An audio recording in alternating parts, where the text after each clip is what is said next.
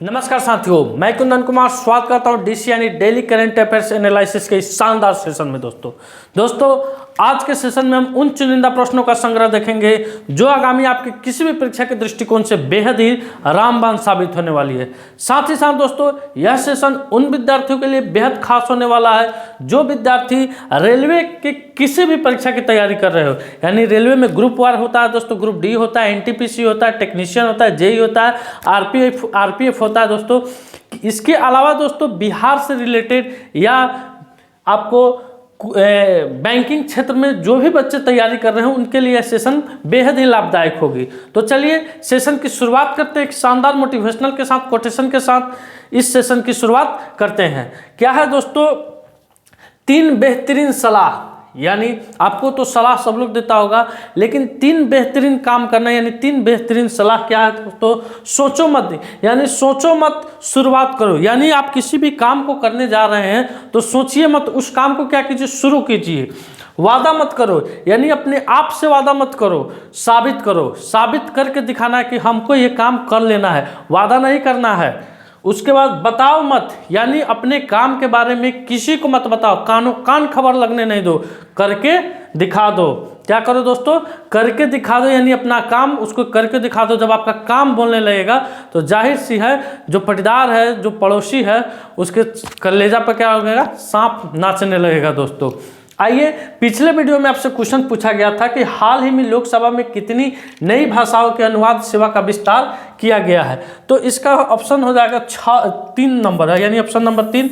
अभी लोकसभा में 6 भाषाओं का दोस्तों, कितने भाषाओं का, 6 भाषाओं का विस्तार किया गया है। किसके द्वारा किया गया, तो लोकसभा अध्यक्ष ओम बिरला जी के द्वारा इस 6 भाषाओं का विस्तार किया गया है। पहले से कितनी भाषाएं थी, तो पहले से 10 भाषा थी, 10।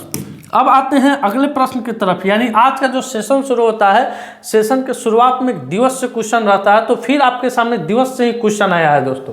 क्या है क्वेश्चन कि हाल ही में विश्व रेडियो दिवस कब मनाया गया है। हाल ही में विश्व रेडियो दिवस कब मनाया गया है दोस्तों। फरवरी में, पिछले साल भी फरवरी में मैंने क्लास किया था तो विश्व रेडियो दिवस के बारे में पढ़ाया था, और इस बार भी क्लास करा रहा हूं तो विश्व रेडियो दिवस के बारे में बता रहा हूं। यानी इसका चक्रण चलते रहता है दोस्तों।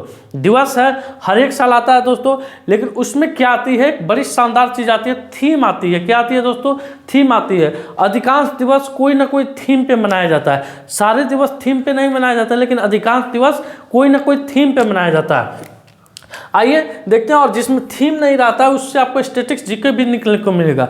जैसे यहाँ पे है विश्व रेडियो दिवस, तो इससे स्टैटिक्स जीके क्या निकलेगा दोस्तों कि इसके आविष्कारक कौन थे, इसका कब आविष्कार हुआ, विश्व रेडियो दिवस इसकी मनाने की शुरुआत कब से हुई थी दोस्तों। इन तमाम चीज़ों पर जानेंगे दोस्तों। तो सबसे पहले जानते हैं कि विश्व रेडियो दिवस कब मनाया जाता है। तो ये 13 फरवरी को मनाया जाता है। कब मनाया जाता है, 13 फरवरी को मनाया जाता है। विश्व रेडियो दिवस प्रतिवर्ष 13 फरवरी को मनाया जाता है, जिससे रेडियो के संचार, सूचना, प्रसार और मनोरंजन में महत्व को स्वीकार किया जाता है। यह दिन संवाद को बढ़ावा देने, लोकतांत्रिक मूल्यों को सुदृढ़ करने और विविध समुदायों की आवाज़ को सुनिश्चित करने के लिए रेडियो की भूमिका को रेखांकित करता है। यूनेस्को ने इसे 2011 में इसकी स्थापना की थी। यानी रेडियो दिवस मनाने की स्थापना यूनेस्को के द्वारा कब की गया था, 2011 में। लेकिन जिसे संयुक्त राष्ट्र महासभा ने 2013 ईस्वी में औपचारिक रूप से अपनाया, और 2013 ईस्वी से हर एक साल हम लोग 13 फरवरी को विश्व रेडियो दिवस के रूप में मनाते हैं दोस्तों। अब बात आती है कि इसकी स्थापना कब हुई थी। यानी माफ़ कीजिएगा, रेडियो का आविष्कार कब हुआ था और इसके आविष्कारक कौन थे। यानी इसका आविष्कार और आविष्कारक, रेडियो के आविष्कार कब हुआ था और इसके आविष्कारक कौन थे दोस्तों। तो दोस्तों रेडियो का आविष्कार हुआ था 1896 ईस्वी में। कब हुआ था, 1896 ईस्वी में। और जी मार्कोनी इसके क्या है, आविष्कारक है दोस्तों। तो यहाँ से आपको 2 क्वेश्चन देखने को मिला कि रेडियो का आविष्कार 1896 ईस्वी में और इसके आविष्कारक कौन है, जी मार्कोनी है। साथ ही साथ यूनेस्को ने इसकी कब स्थापना की थी, तो 2011 ईस्वी में की थी। और इसके संयुक्त राष्ट्र महासभा के द्वारा कब से औपचारिक रूप से इसको मनाया जाने लगा, तो 2013 ईस्वी से मनाया जाने लगा। आपसे ये भी सवाल परीक्षा यानी जो एग्जामिनर है आपसे पूछ सकता है कि विश्व रेडियो दिवस इसकी शुरुआत कब से हुई थी, तो वहाँ आप 2013 लिख सकते हैं। ये भी पूछ सकता है कि विश्व रेडियो दिवस जो 13 फरवरी को मनाया जाता है, इसकी रेडियो का आविष्कार कब हुआ था। यानी क्वेश्चन किसी भी तरीका से पूछ सकता है, बस आपको तैयार रहना है। अब आते हैं अगले प्रश्न की तरफ। अगला प्रश्न आपके स्क्रीन पर है कि हाल ही में राष्ट्रपति द्रौपदी मुर्मू ने कहाँ राष्ट्रपति शासन लागू किया है। तो दोस्तों अभी राष्ट्रपति द्रौपदी मुर्मू मणिपुर में, कहाँ दोस्तों, मणिपुर के मुख्यमंत्री के द्वारा वहाँ इस्तीफा देने के बाद मणिपुर में राष्ट्रपति शासन लागू हो गया। किसी भी राज्य में अगर कोई मुख्यमंत्री इस्तीफा दे देता है, वहाँ मुख्यमंत्री का चुनाव नहीं होता है या मुख्यमंत्री या कोई भी पार्टी बहुमत का आंकड़ा सिद्ध नहीं कर पाती है दोस्तों, तो वहाँ पे तत्काल प्रभाव से राष्ट्रपति शासन लागू हो जाता है। अब राष्ट्रपति शासन लागू होता है दोस्तों तो किस अनुच्छेद से होता है, तो आर्टिकल 356 यानी अनुच्छेद 356 अनुच्छेद 356 के तहत किसी भी राज्य में राष्ट्रपति शासन लागू होता है।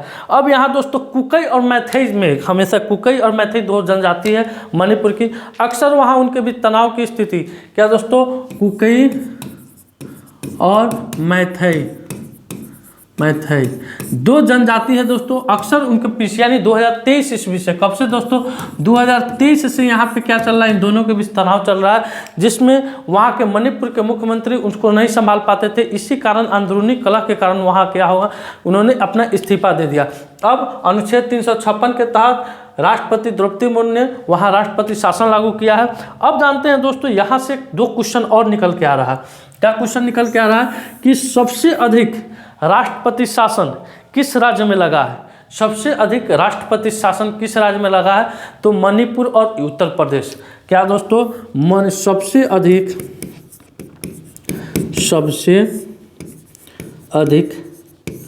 राष्ट्रपति शासन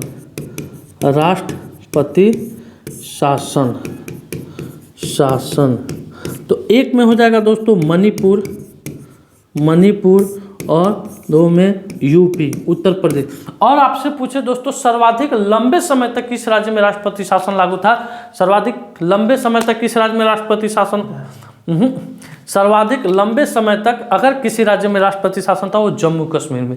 कहाँ दोस्तों, जम्मू कश्मीर में सर्वाधिक लंबे समय तक, सर्वाधिक लंबे समय तक जेके जम्मू कश्मीर में राष्ट्रपति शासन लागू था दोस्तों। ये मैप के माध्यम से आप किसको देख सकते हैं दोस्तों, मणिपुर को देख सकते हैं।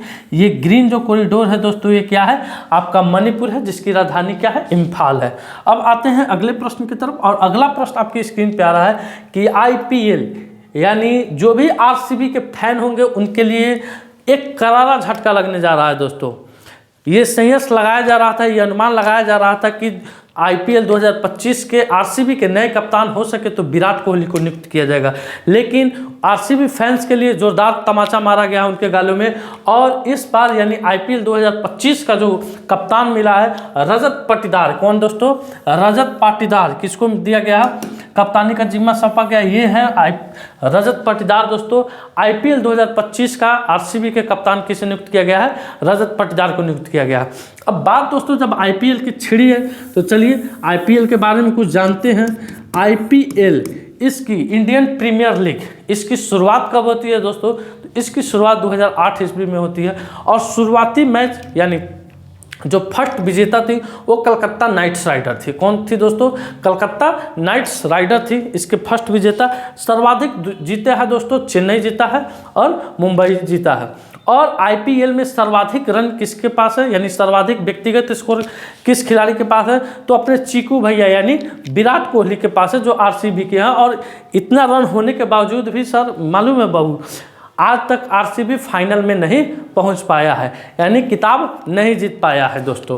तो आइए अब बढ़ते हैं अगले प्रश्न की तरफ। अगला प्रश्न आपकी स्क्रीन पे आ रहा है दोस्तों कि ब्लूमबर्ग की एशिया के सबसे अमीर परिवारों की सूची में कौन शीर्ष पर है।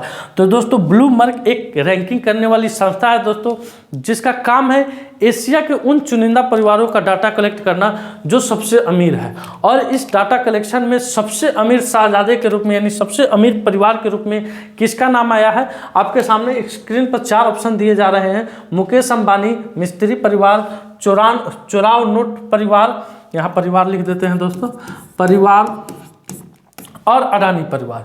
तो दोस्तों ब्लूमबर्ग एशिया के 10 सबसे अमीर परिवारों की सूची में मुकेश अंबानी का परिवार क्या है, शीर्ष पर रहा है, यानी इसका ऑप्शन नंबर 1 क्या हो जाएगा दोस्तों, राइट आंसर हो जाएगा। इसमें दोस्तों इस सूचकांक में 6 अन्य भारतीय के भी नाम शामिल है, लेकिन 6 जो अन्य भारतीय के नाम शामिल है दोस्तों, 6 भारतीय के नाम शामिल है, वो टॉप 3 में नहीं है। आइए देखते हैं। मुकेश अंबानी का परिवार के पास 90.5 बिलियन डॉलर है दोस्तों। दूसरे स्थान पर थाईलैंड के चेराव नोट परिवार है, इनके पास दोस्तों 42.6 है। हार्टोन के पास 42.2 बिलियन है। इंडोनेशिया का हार्टोनो परिवार है दोस्तों। भारत का मिस्त्री परिवार जिसकी संयुक्त संपत्ति 37.5 बिलियन है, और हांगकांग का कोक परिवार जिसकी संयुक्त संपत्ति 35.6 बिलियन के साथ 5वें स्थान पर है दोस्तों। ये तमाम जानकारियां आपको ऑनलाइनर के तौर पे यहाँ पे दी गई है, टॉप 5 की दी गई है। अब आते हैं अगले प्रश्न की तरफ। अगला प्रश्न आपके स्क्रीन पर है कि हाल ही में कहाँ जलीय पशु रोगों पर संगोष्ठी का उद्घाटन हुआ है। तो दोस्तों केंद्रीय मंत्री श्री जॉर्ज कुरियन ने जलीय जंतु रोग की उभरती चुनौतियों और तैयारियों के समाधान विषय पर संगोष्ठी का आयोजन किया गया। तो इसका थीम क्या है दोस्तों, जलीय जंतु रोग, उभरती चुनौतियों और तैयारियों पर समाधान। ये इसकी संगोष्ठी का आयोजन कहाँ किया गया है, तो नई दिल्ली में किया गया है। यानी जितने भी जलीय जंतु है दोस्तों, जलीय जीव है दोस्तों, उनके रख रखाव पर, उनका संरक्षण किस प्रकार से किया जाए, इस पर एक संगोष्ठी सभा का आयोजन किया गया है। किसके द्वारा किया गया है, तो केंद्रीय मंत्री है श्री जॉर्ज कुरियन, उनके द्वारा किया गया। कहाँ किया गया है, तो नई दिल्ली में किया गया है। अब आते हैं अगले प्रश्न पर। अगला प्रश्न, किस राज्य ने Swiss Indian chambers of commerce के साथ समझौता ज्ञापन पर हस्ताक्षर किए।